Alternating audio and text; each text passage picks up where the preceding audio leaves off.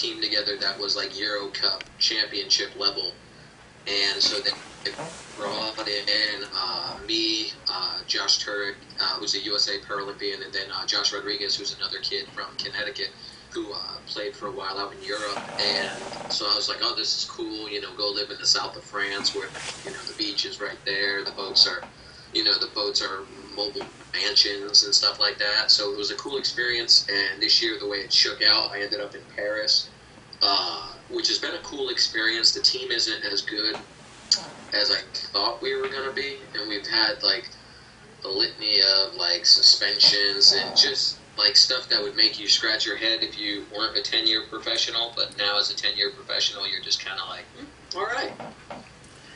How long have you been participating in the sport of basketball, Ryan? Like, overall, the sport? Yeah, overall. Oh, boy. I began playing probably when I was, like, 14 or 15. And I didn't really start playing competitive wheelchair basketball until I was about 16. I've been overseas for about 10 years now playing. Okay.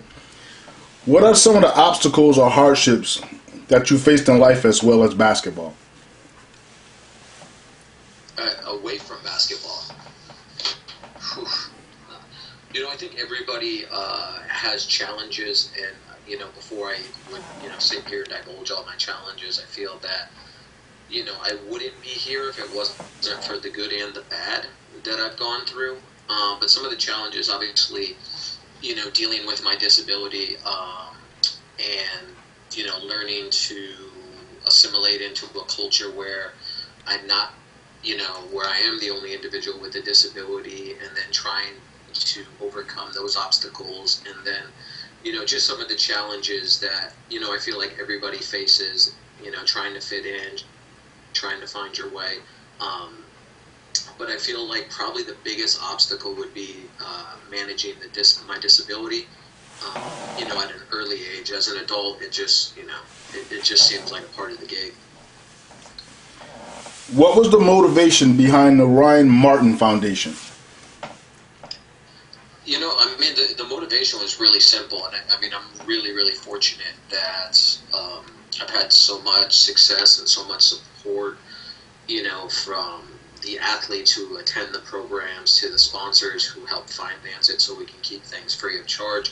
My motivation was really kind of simple. I wanted to create adaptive sports programs at a high level where there was no excuses, and the expectation was, despite your limitations, you were gonna achieve, at your maximum despite your disability. And I wanted to create and foster environments where kids could grow athletically, but also, take some of those intangibles that they gain through competitive sports and apply that to other realms of their life. We spend a lot of times at our sports camps talking about just, overcoming different obstacles that a lot of individuals struggle with, and, individuals within the disabled community probably struggle with just as much, if not more, in the sense of, challenges through education, challenges through, their health, and different issues like that. And so, to answer simply, and I apologize because that's one of those loaded questions that I don't know if I could answer. I could talk for hours upon. The goal was to create change within a specific population of people, using basketball as a vehicle to promote and create that change. Okay. What are your plans for the, say, next 5 to 10 years in regards to your foundation? Where do you see it going? I know it's really, really big. You're a great role model. You're a great mentor. I'm glad I've had the pleasure to meet you and get to hear your story. So I'd like to know what are your future plans as far as the Ryan Martin Foundation? But my future plans is I want to continue what we're doing, and I just want to make it available to more. We're doing programs in Europe, specifically Spain, and we're doing programs throughout several different cities now throughout the U.S., predominantly on the East Coast. We've just started a junior wheelchair basketball team where athletes in that new England region can participate and play at a high level where, we have some great coaches. I mean, my two head coaches for the program, Paul Weiland and Ann Thompson. Paul is a former collegiate coach. He's taken two junior teams to the Final Four. Ann Thompson was a Paralympian in women's basketball. U of I trained.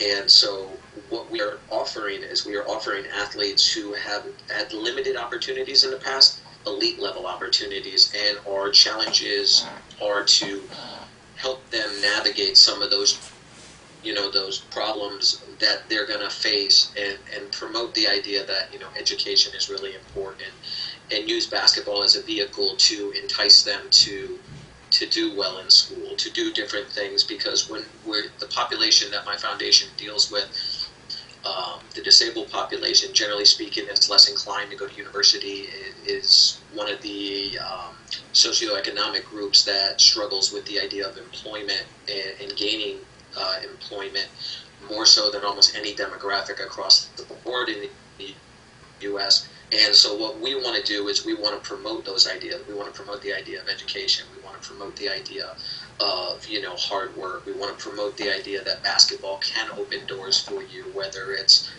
helping you get that college scholarship. So now you can go get that college degree and play basketball and then open doors for yourself, much like I did, or Paul did, or Ann did, or Carlos, another one of our coaches. And so the goal going forward is to continue to do what we're doing and just to offer that program to more. If I was to be honest with you, when we began, I wanted to just run a camp because I thought, man, I would have really loved this as a kid to attend a camp and do what all my able-bodied classmates were doing, going to sports camps and meeting cool people and really practicing their skills and different things like that. And the fact that it's grown to multiple U.S. cities, and now that we're in Europe and different things like that, has all been awesome. And the one thing it signals to me is the fact that there's a need for such a program. And with a need for such a program, our goal moving forward is to continue to try to address that need, but foster programs that are at an elite level where the expectations are unique than most other programs out there. So if someone wanted to help out, what contact info, or even if they wanted to donate to the Ryan Martin Foundation, how would they go about doing that? Well, all our programs are completely free of charge for the athletes, and so this only has grown based on the tremendous community support I've gotten with this idea and with this vision. Especially in my hometown in Connecticut, there's been countless individuals, countless companies, that people that have really just kind of embraced this mission from day one, like the Quant family at Advanced Wheels. I remember the very first camp I set out to do with John Fortin. We were sitting there and we were at a coffee shop and we're like, okay, so what do we do? And, so we put an ad in the paper, and the first people to call me were, lifelong friends, the Quant family at Advanced Wheels. And so I can't underestimate the value that the sponsors and the community has had in supporting this, whether it's the Hospital for Special Care, whether it's New Motions. We could fill a whole podcast with people and companies that I really should, take the time to thank. And so we do, live and breathe, so to speak, as a nonprofit based on the support and the generosity of others. And so I always urge people to, go to my website, which is ryanmartinfoundation.org, and just take a peek at what we're doing. There's a lot of different media. You'll see a lot of different pictures. You'll see a lot of different videos, and you'll see really what we're striving to do and the results of what we've done in the past. And if somebody really wanted to get involved, contacting me or reaching out to one of my board members with all that information on my website's the best way to get started.